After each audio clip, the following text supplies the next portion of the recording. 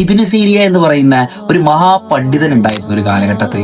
ഈ പണ്ഡിതൻ എന്ന് പറയുന്നത് ബില്യനയർ ആയിരുന്നു. അന്നത്തെ കാലത്തെ ഏറ്റവും വലിയ ബില്യനയർ ആയിരുന്നു എന്നൊക്കെയാണ് ചരിത്രം പറയുന്നത്.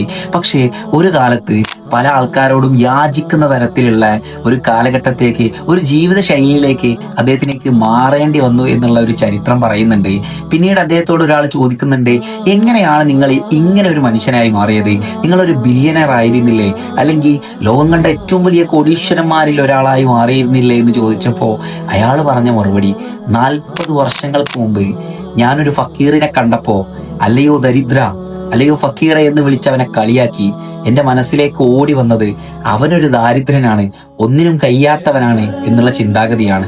അതിനുള്ള പ്രതിഫലമാണ് അള്ളാഹു സുബ്ഹാനഹു തആല എനിക്ക് നൽകിയിട്ടുള്ള ദാരിദ്ര്യം എന്ന് പറയുന്നത്.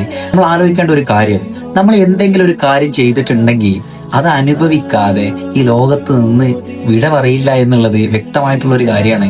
വിശുദ്ധ പ്രവാചകർ സ്വല്ലല്ലാഹു അലൈഹി വസല്ലമ തങ്ങൾക്ക് ഏറ്റവും പ്രിയപ്പെട്ട മാസങ്ങളിലാണ് നമ്മൾ നിൽക്കുന്നത്.